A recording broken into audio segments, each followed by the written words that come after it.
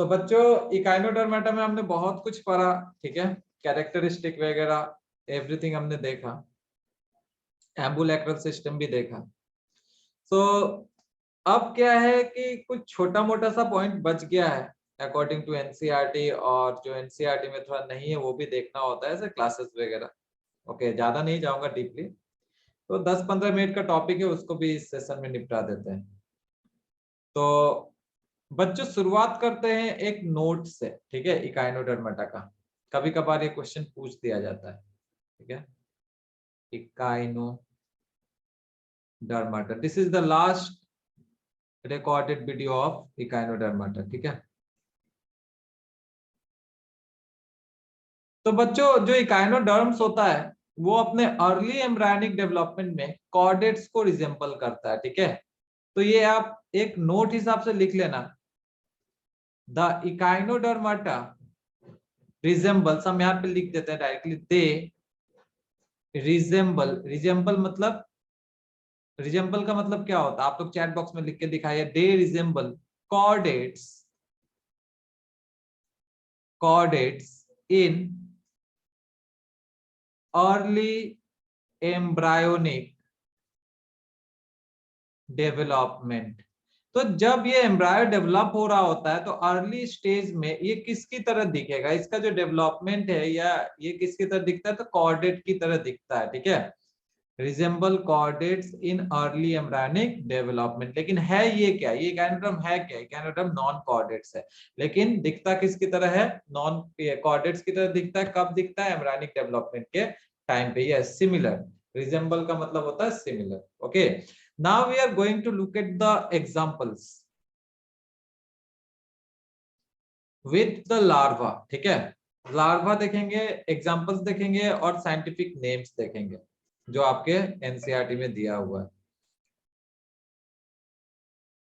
Examples. और बच्चों examples का कॉमन नेम और साइंटिफिक नेम, लार्वा का नाम, ये सब आपको याद रखना होगा। सो फर्स्ट वन, पहला लेकर के चलते, सबसे कॉमन और जिसके लिए आप बचपन में देखते होगे, बहुत ही जिज्ञासा भी आता होगा मन में, जानने की इच्छा करती होगी, स्टार फिश के बारे में, ठीक है। स्टार फिश जिसका साइंटिफिक नेम है Asterias, okay, this is the scientific name of star fish, Asterias बोलते हैं। और स्टार फिश का जो लार्वा है, यहाँ पे हम लार्वा का नाम लिख दे रहे हैं, लार्वा, लार्वा है, इसको हम बाइपिनेरिया कहते हैं, बाइपिनेरिया लार्वा। ओके, तो बच्चों अगर क्वेश्चन आया which is the larva of star fish, तो हम क्या कहेंगे, बाइपिनेरिया लार्वा, ठीक है। उसके बाद जो सेकेंड एग्जांपल है, आपको मैंने डायग्राम बना के दिखाया है स्टार फिश और ब्रिटल स्टार का, तो सेकेंड ब्रिटल स्टार ही ले लेते हैं, ब्रिटल स्टार। इस ब्रिटल स्टार का साइंटिफिक नेम हो जाएगा बच्चों ऑफियोप्ल्यूटियस, OPHIO, ऑफियोप्ल्यूटियस, PLUTEUS, ऑफियोप्ल्यूटियस, and its larva will be ophiura, OPHIURA, ophiura, ठीक है। Third example is sea urchin,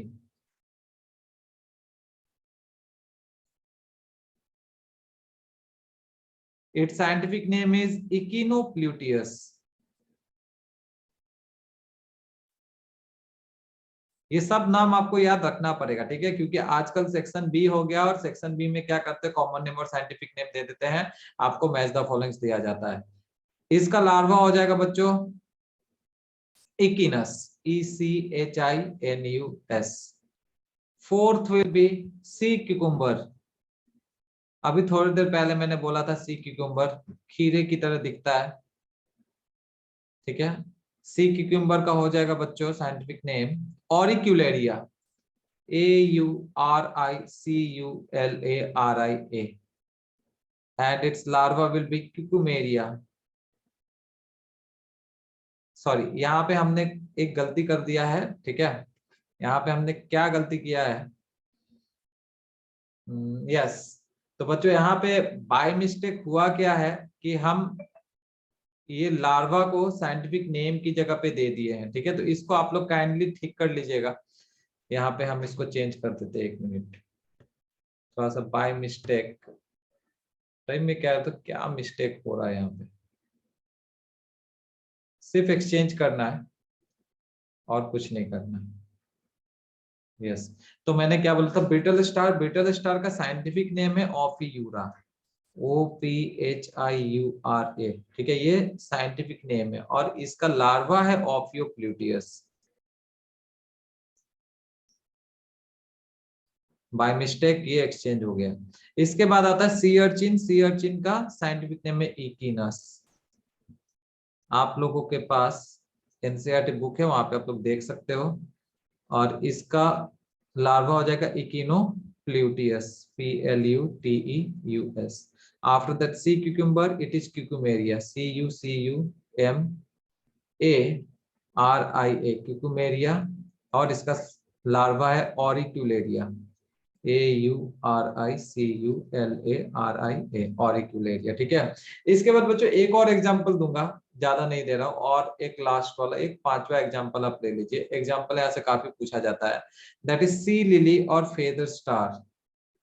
sea lily, इसका एक और नाम है फेदर स्टार कहते हैं, FEATHER, फेदर स्टार। और इसका जो लार्वा है उसको डोलियोलम कहते हैं, और इसका साइंटिफिक नेम एंटीडोन है, ANTEDON, एंटीडोन, DON। ओके, लार्वा क्या हो जाएगा इसका, लार्वा हो जाएगा डोलियोलेरिया, DOLIOLARIA, डोलियोलेरिया, ठीक है, ये लार्वा हो गया। और ये इसका साइंटिफिक नेम हो गया। तो आपको ये 5 एग्जांपल याद करने हैं, ठीक है, इकाइनोडर्माटा से। पहला स्टारफिश, दूसरा ब्रिटल स्टार, तीसरा सी अर्चिन, चौथा क्यूक्यूमेरिया, और पांचवा हो गया सी लिली और एंटीडॉन। ओके, यस,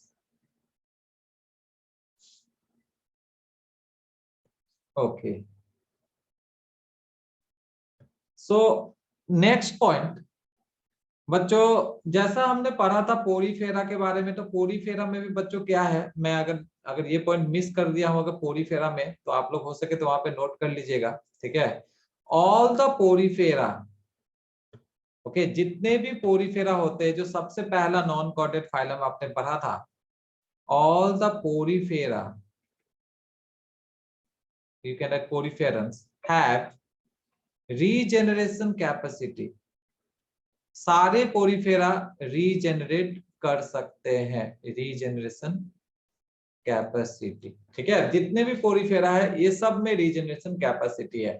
इसके बाद हमने रीजेनरेशन कहाँ देखा था, रीजेनरेशन का एग्जांपल क्या था, प्लैटीहेलमिंथिस में हमने देखा था।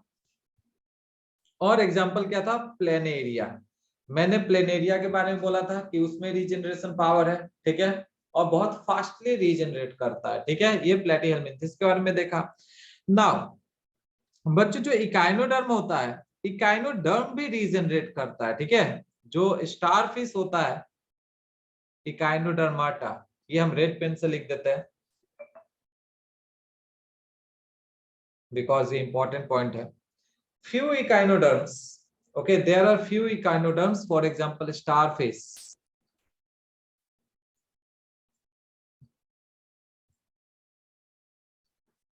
for example starfish।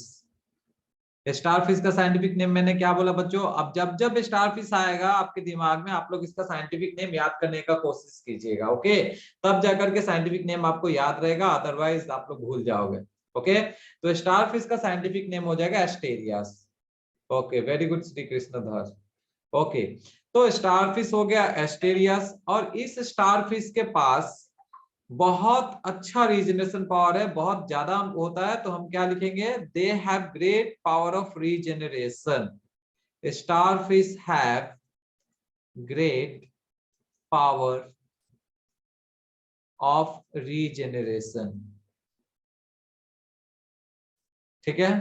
And what they do, तो ये रीजनरेट कब करेगा, जब उसका आर्म्स ब्रेक होगा। तो जैसे मान लो ये स्टारफिश का आर्म है,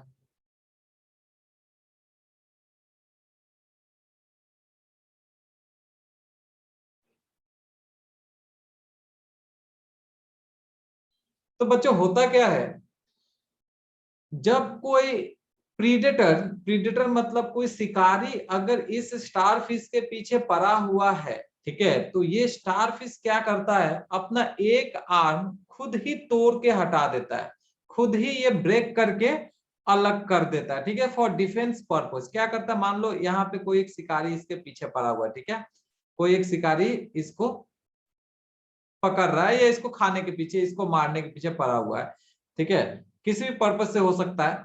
तो क्या करता है ये अपना एक आर्म जो है या कोई भी आर्म, सपोज मैंने यहाँ पे ये एक आर्म बोल रहा हूँ, ये एक आर्म अपना क्या किया, ये काट करके हटा दिया, समझ गया, तो क्या होगा, ये एक आर्म काट करके हटा दिया और खुद बच के बाहर निकल गया।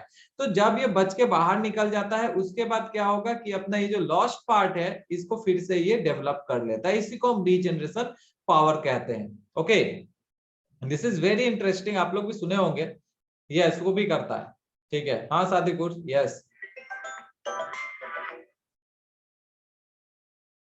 नेक्स्ट क्या होता है यहाँ पे, ओके, अब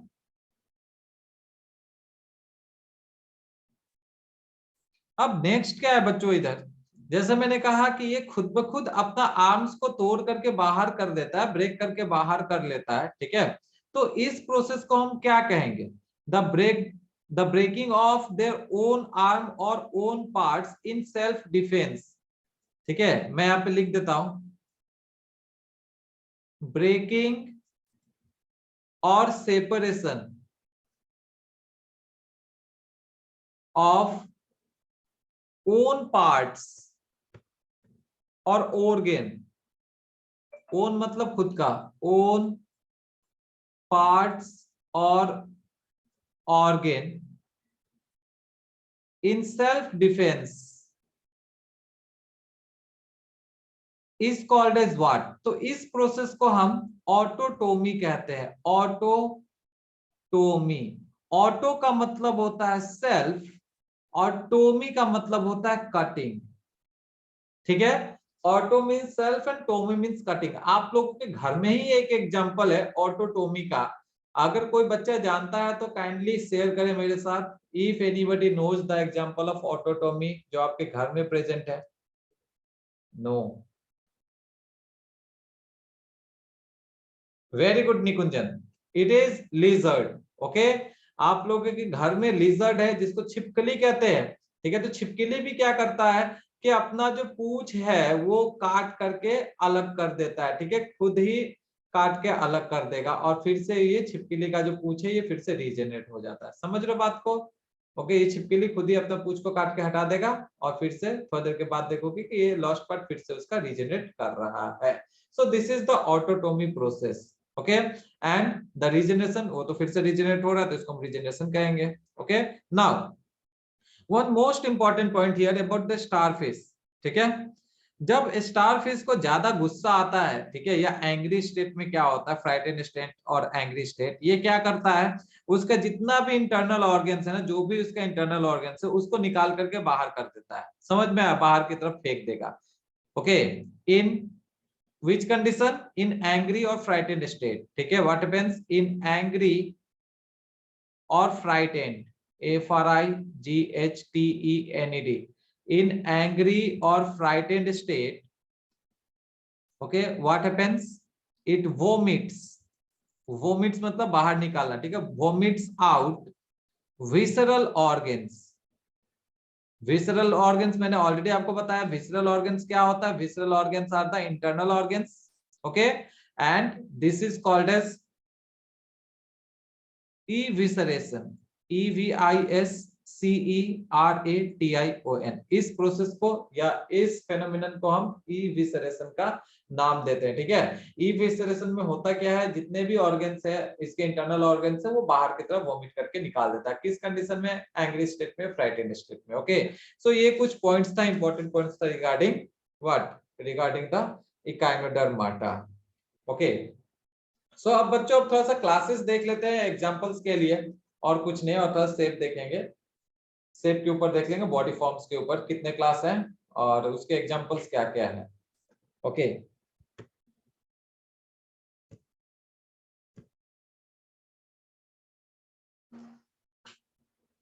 तो स्टूडेंट्स अब जरा क्लास देख लेते हैं, लास्ट पोर्शन है इकाइनोडर्मेटा का, क्लासिफिकेशन ऑफ इकाइनोडर्मेटा।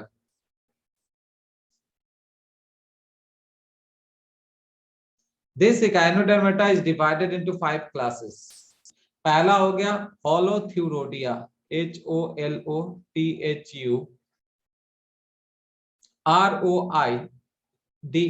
ठीक है, होलोथ्यूरोडिया। तो ये जो होलोथ्यूरोडिया है, इसमें जो बॉडी फॉर्म होता है, बॉडी का जो फॉर्म है ये कैसा होगा?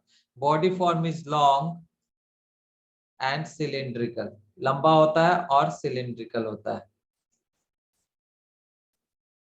And its example is cucumeria, that is C cucumber, CUCUMARIA, cucumeria, and holothuria, HOLOTHURIA, holothuria. Next class is echinoidea, ECHINOIDEA। अब क्लास के नाम से आपको पता चल जाना चाहिए इसमें क्या होगा। Obviously echinus, that is the sea urchin. बच्चों यहाँ पे क्या होता है, बॉडी का जो फॉर्म होता है, जो शेप होता है, it is disc like, globular, globular disc like, disc की तरह होता है।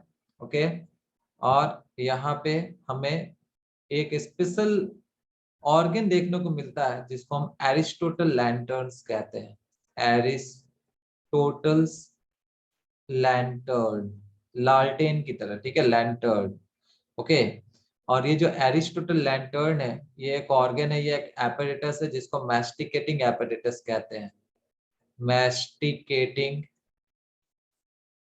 apparatus, ओके, और apparatus with 5 teeth, यहाँ पे 5 दांत होता है इस apparatus में, और ये चबाने के काम में आता है। मैस्टिकेटिंग को हम चबाना कहते हैं, जैसे हम अपने दांत से चबाने का काम लेते हैं, कोई भी खाना, खाना जब खाते हो चबा के खाते हो, है ना, तो उसको मैस्टिकेशन कहते हैं।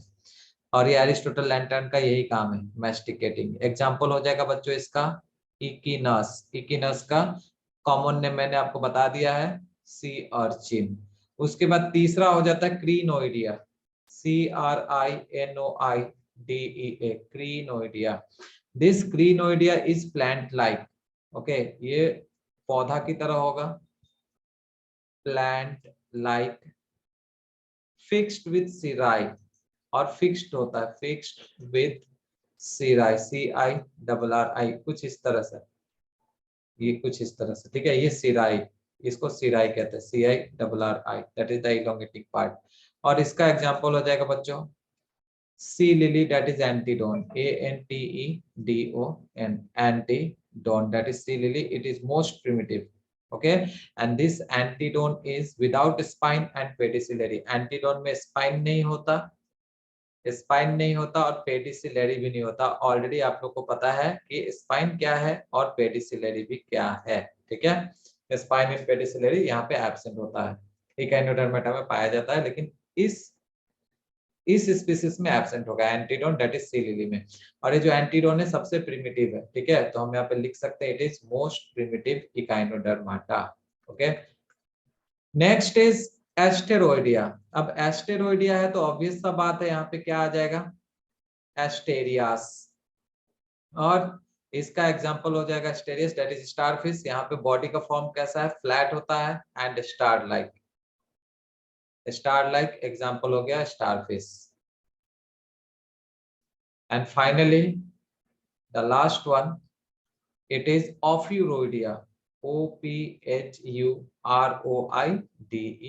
ऑफ्यूरोइडिया। ऑफ्यूरोइडिया में बॉडी का शेप कैसा है, फ्लैट है और स्टार लाइक है, लेकिन मैंने आपको बताया है यहाँ पे जो बॉडी का जो आर्म्स होता है वो अभी थिनर होता है as compare to this asteroidea. Example हो जाएगा इसका ब्रिटल स्टार, BRITTLESTAR, ठीक है। तो ये हो गया ब्रिटल स्टार के बारे में, जिससे हम ऑफ्यूथ्रिक्स या ऑफ्यूरा भी कहते हैं। तो बच्चों ये तो था इकाइनोडर्मेटा के बारे में, यहाँ पे हमने इकाइनोडर्मेटा को कंप्लीट किया। So already we don't have enough time, so आप लोग कहीं मत जाइएगा, मैं इस सेशन को यहीं पे एंड कर रहा हूँ। Thank you.